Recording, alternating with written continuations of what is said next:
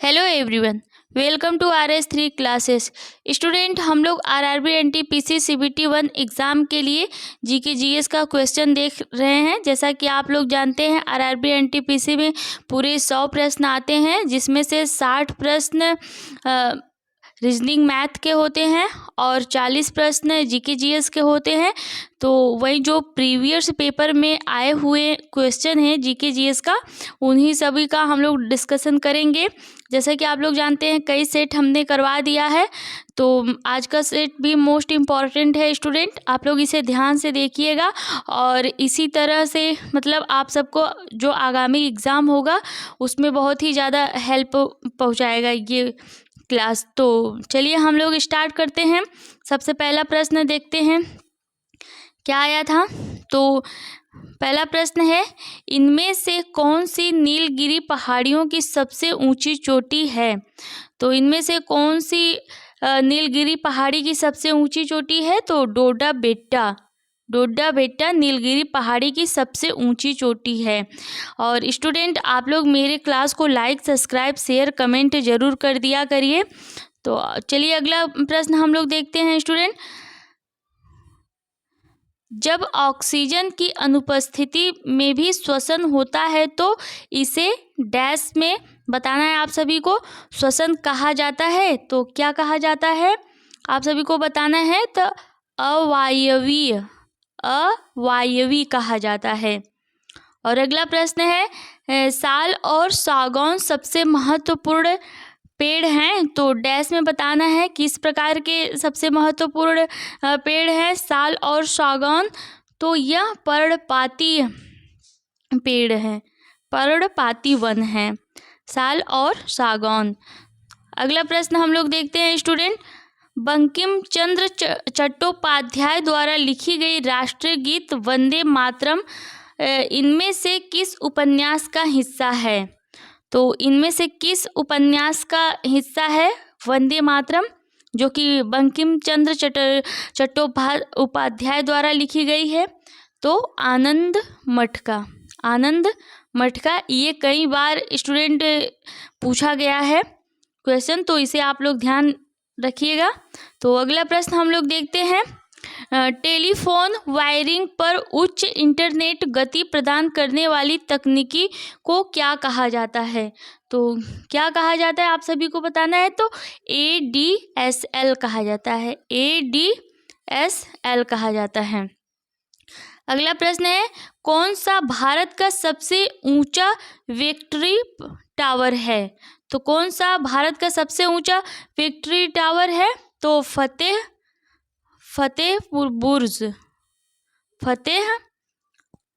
बुर्ज। ये मतलब पूर्ण गलत मिस्टेक से लिखा गया है, आप लोग इसे इग्नोर करिएगा। फतेह बुर्ज, जो कि भारत का सबसे ऊंचा विक्ट्री टावर है। चलिए आगे क्वेश्चन हम लोग देखते हैं। स्टूडेंट, वर्ष 1937 में डैश पहली बार किस गांव में कांग्रेस अधिवेशन का आयोजन हुआ था? तो वर्ष 1937 में पहली बार किस गांव में कांग्रेस का अधिवेशन हुआ था? तो वह कौन सा गांव था? तो फैजपुर था। अगला प्रश्न है, भारत छोड़ो आंदोलन के दौरान अरोड़ा आसफ अली ने डैश में राष्ट्रीय कांग्रेस का झंडा फहराया? तो कहाँ पर फहराए थे? तो मुंबई में। और आगे प्रश्न है, उपयोगकर्ता और हार्डवेयर के बीच एक इंटरफेस है, तो क्या है इस डैश में आप सभी को बताना है। तो ऑपरेटिंग सिस्टम उपयोगकर्ता और हार्डवेयर के बीच एक इंटरफेस है। और अगला प्रश्न है, इनमें से कौन सा पर्यावरण संबंधित चिंता का विषय नहीं है? तो कौन सा पर्यावरण संबंधित चिंता का विषय नहीं है? तो ओजोन परत का बढ़ना यह पर्यावरण संबंधित चिंता का विषय नहीं है, तो इसे आप लोग ध्यान रखिएगा। आगे प्रश्न हम लोग देखते हैं। स्टूडेंट, इनमें से कौन सा संगीत वाद्य यंत्र इंडो इस्लामिक मूल का नहीं है? तो कौन सा वाद्य यंत्र है? तो वह है वीणा। वीड़ा। और अगला प्रश्न देखते हैं हम लोग, सेंधा नमक का खनिज नाम क्या है? तो आप सभी को बताना है सेंधा नमक का खनिज नाम, तो हेलाइट है, हेलाइट है। और आगे प्रश्न हम लोग देखते हैं, एक ऐसी प्रजाति जो अपने निवास स्थान पर लंबे समय तक खोजे जाने के बाद भी नहीं पाई जा सकती, उस डैश में प्रजाति को कहा जाता है। तो क्या कहा जाता है?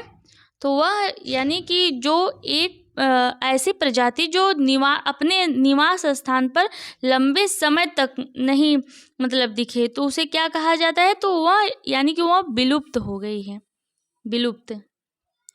और अगला प्रश्न है, मृदुतक और श्लेषोतक डैश उत्तकों के प्रकार हैं। तो किसके प्रकार हैं यह सब? तो सरल स्थाई, सरल स्थाई हैं। और अगला प्रश्न है, चंद्रगुप्त प्रथम के बाद गुप्त साम्राज्य की बागडोर किसने संभाली थी? तो किसने संभाली थी? तो समुद्रगुप्त ने, समुद्रगुप्त। और अगला प्रश्न है, हवा की गति को मापने के लिए निम्नलिखित में से किस उपकरण का उपयोग किया जाता है? तो हवा की गति को मापने के लिए किस उपकरण का उपयोग किया जाता है? तो एनीमोमीटर का उपयोग किया जाता है, एनीमोमीटर का। और आगे है, निम्न में से कौन सी एक वोलेटाइल मेमोरी है? तो कौन सी एक वोलेटाइल मेमोरी है बताना है आप सभी को? तो रैम है, रैम। और आगे प्रश्न हम लोग देखते हैं, माँ के गर्भ में बच्चा डैश के माध्यम से अपना पोषण प्राप्त करता है। तो जो माँ के गर्भ में बच्चा रहता है तो किसके माध्यम से अपना पोषण प्राप्त करता है? तो विजांडासन के माध्यम से। तो इसे आप लोग ध्यान रखिएगा। अगला प्रश्न है, डैश पहले है, मध्य प्रदेश में भगवान बुद्ध के सम्मान में सम्राट अशोक द्वारा बनवाया गया बौद्ध स्मारक है। तो कौन सा स्मारक है? तो वह सांची का स्तूप, सांची का स्तूप है। और आगे प्रश्न, स्टूडेंट आप लोग एक बात मेरी ध्यान से सुनिएगा, आप लोग पूरी क्लास प्लीज़ पूरी क्लास देखा करिए, बीच में ऐसे आधे अधूरे क्लास छोड़ के मत जाया करिए। तो चलिए हम लोग देखते हैं अगला प्रश्न, खिलाफत आंदोलन की शुरुआत डैश में हुई थी। तो कहाँ पर हुई थी खिलाफत आंदोलन की शुरुआत? तो तुर्की में हुआ था, तुर्की में सबसे पहले शुरुआत हुई थी खिलाफत आंदोलन की शुरुआत। और अगला क्वेश्चन है 21, काठियावाड़ प्रायद्वीप डैश का भौगोलिक और सांस्कृतिक विस्तार है। तो कहाँ से कहाँ तक है? तो राजस्थान में है, राजस्थान से मतलब स्टार्टिंग है। और कहाँ तक है इसका विस्तार आप लोग कमेंट बॉक्स में बताइएगा। और अगला प्रश्न है 22, भारत का सबसे बड़ा नाभिकीय शक्ति केंद्र में स्थित है। कहाँ पर स्थित है भारत का सबसे बड़ा नाभिकीय शक्ति केंद्र? तो आप सभी को बताना है। तो यह कहाँ पर है? तो तारापुर में है, तारापुर में भारत का सबसे बड़ा नाभिकीय शक्ति केंद्र। अगला क्वेश्चन है, नीला थोथा का रासायनिक नाम क्या है? तो नीला थोथा का रासायनिक नाम होता है कापर सल्फेट, कापर सल्फेट होता है। और 24 क्वेश्चन है स्टूडेंट, ध्वनि की तीव्रता को मापने के लिए निम्नलिखित में से किस मात्रक का उपयोग किया जाता है?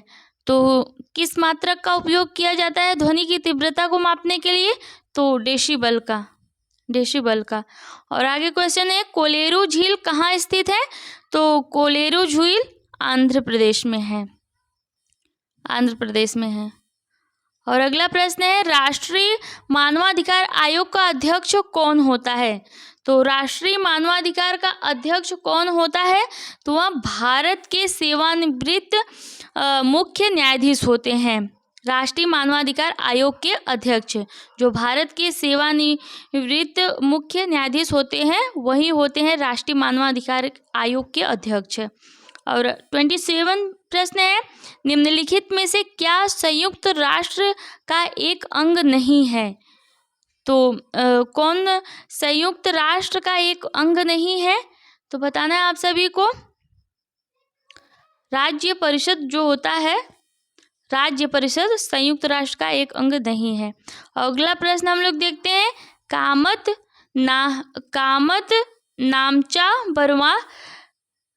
नामचा बरवा कुरला मानधाता निम्न में से किसके नाम हैं? तो किसके नाम, ये सभी किसके नाम हैं? तो आप सभी को बताना है स्टूडेंट। तो किसके हैं? तो यह हिमालय की पर्वतीय चोटियों के नाम हैं, हिमालय के पर्वतीय चोटियों के नाम हैं। और अगला प्रश्न हम लोग देखते हैं 29, निम्नलिखित में से क्या ग्रामीण विकास का समर्थन नहीं करता है? तो कौन ग्रामीण विकास का समर्थन नहीं करता है? तो शहरी ऋण, यह शहरी विकास का समर्थन करता है। और अगला प्रश्न है, 1929 में दिल्ली की केंद्रीय विधानसभा में किन 2 स्वतंत्रता सेनानियों ने स्मोक बम फेंके थे? तो किन 2 स्वतंत्रता सेनानियों ने विधानसभा में बम फेंके थे? तो बताना है आप सभी को। तो भगत सिंह और बटुकेश्वर दत्त ने, भगत सिंह और बटुकेश्वर दत्त ने फेंके थे। और ऊष्मा संतुलन क्या है? तो ऊष्मा संतुलन क्या है आप सभी को बताना है। तो यह पृथ्वी द्वारा अवशोषित आप अतीत ऊष्मा और वितरण के रूप में बाहर जाने वाली उसका मतलब के बीच संतुलन है, ऊष्मा संतुलन। और आगे प्रश्न हम लोग देखते हैं स्टूडेंट 32, तो डैश के अंतर्गत भूकंपों का अध्ययन किया जाता है? तो भूकंपों का अध्ययन किसमें किया जाता है? तो सिस्मोलॉजी में, सिस्मोलॉजी में। और 24 क्वेश्चन है, 24वें जैन तीर्थकर का नाम क्या है? तो 24वें जैन तीर्थकर का नाम आप सभी को बताना है, क्या है? तो महावीर, सभी लोग जानते ही होंगे इनको। और 34 क्वेश्चन है, प्लूटो ग्रह की खोज किसने की थी? तो प्लूटो ग्रह की खोज किसने की थी बताना है आप सभी को। तो क्लाइड टॉनमबार्ग ने किया था, क्लाइड टॉनमबार्ग ने। और अगला क्वेश्चन है, मोत्सु पर्व भारत के किस भाग में मनाया जाता है? तो मोत्सु पर्व भारत के किस भाग में मनाया जाता है? तो यह नागालैंड में मनाया जाता है, नागालैंड में। और आगे प्रश्न हम लोग देखते हैं, किसी अन्य कमरे में बात कर रहे लोगों की बातें हमें ध्वनि तरंगों के डैश के कारण सुनाई देती है? तो किस कारण के द्वारा सुनाई देती है? जैसे एक कमरे में लोग बात कर रहे हैं तो हमें कौन सी ध्वनि तरंगों के माध्यम से सुनाई देती है? तो विवर्तन के कारण, विवर्तन के कारण सुनाई देता है। और अगला 37 क्वेश्चन है, अंतर्राष्ट्रीय श्रम संगठन यानी ILO का मुख्यालय कहाँ स्थित है? तो कहाँ पर स्थित है? तो जिनेवा स्विट्जरलैंड में, जिनेवा स्विट्जरलैंड में है। और आगे प्रश्न हम लोग देखते हैं, पेशीय तंत्र का कौन सा भाग हड्डी को हड्डी से जोड़ता है? तो कौन सा भाग हड्डी को हड्डी से जोड़ता है पेशीय तंत्र का? तो अस्थि बंध, अस्थि बंध। और अगला क्वेश्चन है 39, कैलाश सत्यार्थी के संस्थापक थे? तो किस आंदोलन के संस्थापक थे कैलाश सत्यार्थी? आप सभी को बताना है। तो यह बचपन बचाओ आंदोलन के संस्थापक थे, बचपन बचाओ आंदोलन। और लास्ट क्वेश्चन है स्टूडेंट, भारत का प्रथम मुख्य चुनाव आयुक्त कौन थे? तो कौन थे प्रथम भारत के मुख्य चुनाव आयुक्त? तो सुकुमार सेन थे। तो ये पूरे 40 प्रश्न थे स्टूडेंट, जो कि मोस्ट इम्पॉर्टेंट है आगामी एग्ज़ाम के लिए। तो इसे आप लोग 1 से 2 बार जरूर देखिएगा। और स्टूडेंट मेरी क्लास पसंद आए तो लाइक, सब्सक्राइब, शेयर, कमेंट जरूर करिएगा। Thank you.